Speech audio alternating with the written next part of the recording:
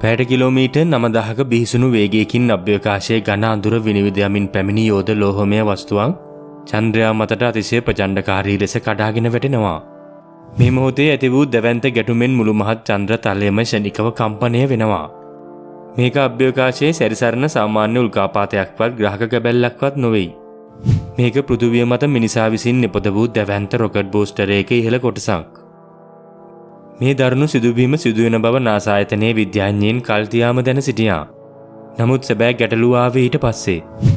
මේ රොකට්ටුව සඳේ අපට නොපෙනෙන ඈත පැත්තේ පිහිටි හර්ට්ස් ප්‍රං ආවාට කලාපයට වැටි සදහටම අතුරුදහන් වුණා. වසර බිලියන ගණනක් පැරණි ආවාට දහස් ගණනක් මැදින් මේ අලුත් කුඩා කැලල සොයා ගැනීම ලෙහෙසි වුණේ නැහැ. නමුත් අවසානයේ නාසා ආයතනයේ LRO චන්ද්‍රිකාව මේ අලුත් ආවාටේ පැහැදිලි ඡායාරූපය වනු ලැබුවා.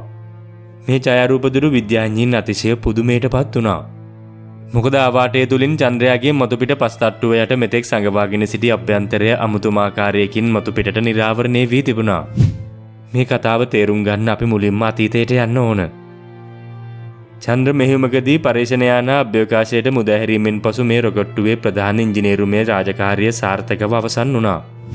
නමුත් ඉන්ධන අවසන් වූ රොකට් කඳ අභ්‍යවකාශයේ පාලනයකින් තොරව පාවී ගියා. මේ පෘථිවි වායුගෝලයට වැටි දැවී ගියේ නැහැ. සෞරග්‍රහ මණ්ඩලයෙන් පිට වී ගියෙත් නැහැ.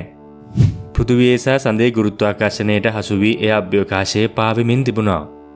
සූර්යාගෙන් එන සූර්ය සුළං පවා මේ රොකට් කඳ මත පීඩනයක් එල්ල කළා.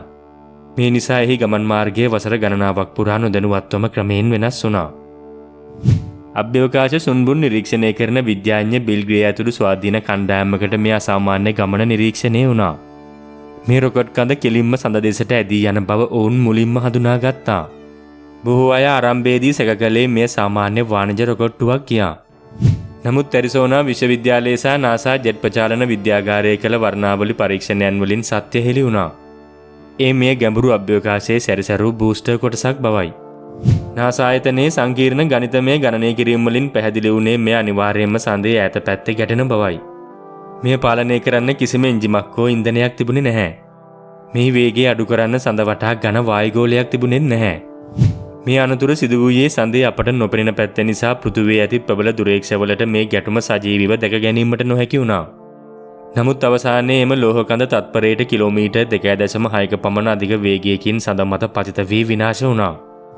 මෙන්න මෙතනින් පස්සේ තමයි විද්‍යාලෝකයේ සැබෑ සෙවුම් මෙහෙයුම ආරම්භ වුණේ. ගැටුම වූ ආසන්න ප්‍රදේශයේ දැන සිටියන් නිශ්චිත අවාටේ සොයා ගැනීම අතිශය අමාරු වුණා. නාසා ආයතනයේ LRO චන්ද්‍රිකාව සඳ වටා ගමන් කරන්නේ තත්පරයට කිලෝමීටර් 1.6ක අධික වේගයකින්. රොකට්ටුව ගැටුණු මොහොතේ චන්ද්‍රිකාවේ කැමරාව තිබුණේ ඒ ප්‍රදේශයට ඍජුවම ඉහළින් නොවේ. සඳ තමා වටා ඉතා සෙමින් භ්‍රමණය වන තෙක් විද්‍යාඥයින්ට දින ගණනාවක් නොඉවසිල්ලෙන් බලා සිටීමට සිදු වුණා. මෙවැනි මෙහෙයුමකදී තප්පර 10ක කාල ගණනය කිරීමේ දෝෂයක් ආවත් කැමරා ඉලක්කය කිලෝමීටර් ගණනින් මගහැරී යා හැකියි. පසුව LRO යානයේ ඇති නැරෝ ඇන්ගල් කැමරා පද්ධතිය ක්‍රියාත්මක කරමින් ඡායාරූප ලබා ගත්තා. මේ ඝට්ටණයට පෙර සහ පසු ලබාගත් චන්ද්‍ර ඡායාරූප විද්‍යාඥයින් පික්සලෙන් පික්සල එකිනෙක සංසන්දනය කළා. මේදී පෙර කිසිදා නොතිබූ අමුතුම සලකුණක් දකින්නට ලැබුණා. විද්‍යාඥයින් වඩාත්ම මවිතයට පත් කළේ ආවාටේ වටා විසිරී තිබූ පස් සහ පාෂාණ රටාවයි. ගැටුමෙන් පසු විසිවී ගිය ද්‍රව්‍ය වර්ග දෙකක් ඉතා පැහැදිලිව දකින්නට ලැබුණා. මුල්ම කම්පනයෙන් මතුපිට පස් තට්ටුව අතිශය වේගයෙන් ඈතට විසිවී ගොස් තිබුණා. මේවා අවාටයෙන් ඈතට විහිදුණු අඳුරු රේඛා ලෙස දිස්ුණා. මේකට හේතුව මතුපිට පස් වසර මිලියන ගණනක් තිස්සේ සූර්ය සුළං සහ කොස්මික් විකිරණවලට නිරාවරණය වීමෙන් අඳුරු පැහැයට හැරී තිබීමයි. විද්‍යාවේදී මෙය ස්පේස් වෙදරින් හෙවත් අභ්‍යවකාශ කාලගුණික බලපෑම ලෙස හඳුන්වනවා. නමුත් රොකට්ටුව පොළව හාරගෙන ගැඹුරටම ගිය පසු යටින් මතු වූ පාෂාණ විසිවුණේ ආවාටය ළඟට පමණයි. මේ පාෂාණ කොටස් ඉතා දීප්තිමත් සුදු පැහැයෙන් දිස්ුණා. මේකට හේතුව ඒවා කිසිදා සූර්ය විකිරණවලට නිරාවරණය නොවී පසයට ආරක්ෂා වී තිබූ නැවුම් පාෂාණ වීමයි. මේ නිසා සඳමතු පිට විශේෂ ගැනීමක් නොකරම එහි අභ්‍යන්තර ස්තර අධ්‍යයනය කිරීමට විද්‍යාඥයින්ට මහඟු අවස්ථාවක් ලැබුණා. චන්ද්‍රයාගේ පස් තට්ටු යට තිබෙන ද්‍රව්‍යවල සංයුතිය පරීක්ෂා කිරීම සාමාන්‍යයෙන් ඉතා මිලාදිග සහ අතිශය සංකීර්ණ කටයුත්තක්. මොකද ඒ සඳහා විශේෂ රෝබෝයානා හෝ මිනිසුන් සහිත ගවේෂණ මෙහෙයුම් යැවිය යුතුයි. නමුත් මේ අහඹු රොකට් සිදුවීම නිසා කිසිම අමතර වියදමකින් තොරව චන්ද්‍ර පෘෂ්ඨයේ අභ්‍යන්තරයේ ස්වභාවිකවම විවර වුණා. මේ ආවාටේ වටා විසිරී ගිය ඒ දීප්තිමත් පාෂාණ කොටස් නිරීක්ෂණය කිරීමෙන් සඳෙහි භූවිද්‍යාත්මක පරිණාමය ගැන අලුත් තොරතුරු රසක් අනාවරණය කර ගැනීමට විද්‍යාඥයින්ට හැකි වුණා. මේ සිදුවීම සාමාන්‍ය අභ්‍යවකාශ අනතුරකට වඩා හොඳින් පාලනය කරපු විද්‍යාත්මක පරීක්ෂණයක් වගේ. ස්වභාවික උල්කාපාතයක් ගැටෙන විට එහි බර වේගය හෝ රසායනික සංයුතිය අපි කල්තියා දන්නේ නැහැ. නමුත් මේ රොකට්ටුවේ බර වේගය සහ ගැටුණු කෝණය පිළිබඳව නිවැරදි දත්ත විද්‍යාඥයින් සතුව තිබුණා. මේ නිසා පරිගණක ගණනය කිරීම සහ ප්‍රායෝගිකව සඳමතු පෙළ සිදු වූ සැබෑ බලපෑම සංසන්දනය කිරීමට විද්‍යාඥයින්ට හැකි වුණා. මේ දත්ත අනාගත ග්‍රහක ගැටුම් ගැන නිවැරදි විද්‍යාත්මක ආකෘති හදන්න බෙහෙවින් ප්‍රයෝජනවත් වෙනවා. විද්‍යාඥයින් පෙන්වා දෙන්නේ මේ දත්ත මගින් පෘථිවියට එල්ල විය හැකි ග්‍රහක තර්ජන පිළිබඳව වැදගත් අවබෝධයක් ලබා ගත හැකි බවයි. අභ්‍යවකාශ වස්තුවක් අධික වේගයෙන් ඝන පෘෂ්ඨයක ගැටෙන විට ශක්තිය මුදා හැරෙන ආකාරය සහ සුන්බුන් විසිරෙන රටාව මේන් සනාථ වුණා. දන්නවද විවිධ ඝනත්වයෙන් යුත් ලෝහමය වස්තුන් පස්තට්ටුවක් තුළට කාවැදීමේ භෞතික විද්‍යාත්මක සීමාවන් පවා තේරුම් ගැනීමට මෙය ඉවහල් වුණා. පෘථිවිය ආරක්ෂා කර ගැනීමේ ග්‍රහලෝක ආරක්ෂණ වැඩසටහන් වලට මේ දත්ත ඍජුවම උපකාරී වෙනවා. මේ සිදුවීම අනාගත අභ්‍යවකාශ ගවේෂණයේ ඇති බරපතල අභියෝගයක්ද ලෝකටම පෙන්වා දෙනවා.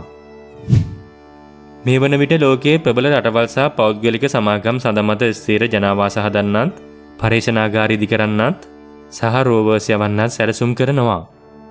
ආටිමිස් වැනි දැවැන්ත ජාත්‍යන්තර මෙහෙයුම් හරහා මිනිසා නැවතත් සඳමත ස්ථීර පදනමක් ගොඩ නැගීමට සූදානම් වෙනවා. මෙවන් පසුබිමක පාලනයෙන් තොර අධිවේගී අභ්‍යවකාශ සුන්බුන් සඳමත කඩා වැටීම අනාගත චන්ද්‍ර කඳවුරු වලට විශාල තර්ජනයක් විය හැකියි. මන්දයත් එවැනි ගැටුමකදී විසිරී යන සුන්බුන් කිලෝමීටර් ගණනාවක් ඈතට ගමන් කරමින් විශාල හානියක් සිදු කරන්න පුළුවන්.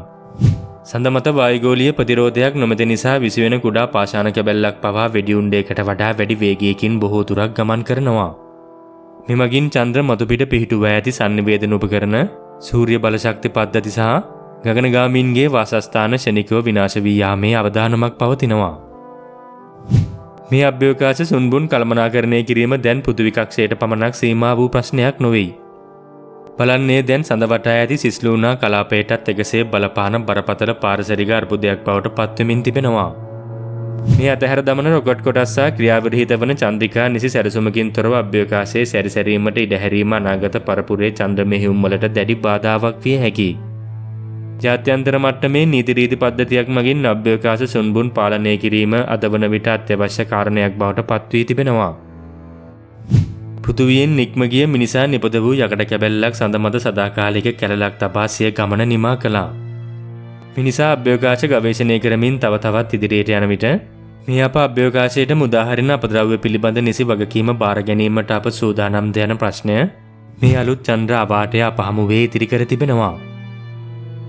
තාරකා විද්‍යාවට කැමති ඔබ වෙනුවෙන්ම ඉදිරිපත් කරන මෙවැනි වීඩියෝ දිනපතා නරඹන්න අපිව සබ්ස්ක්‍රයිබ් කරන්න.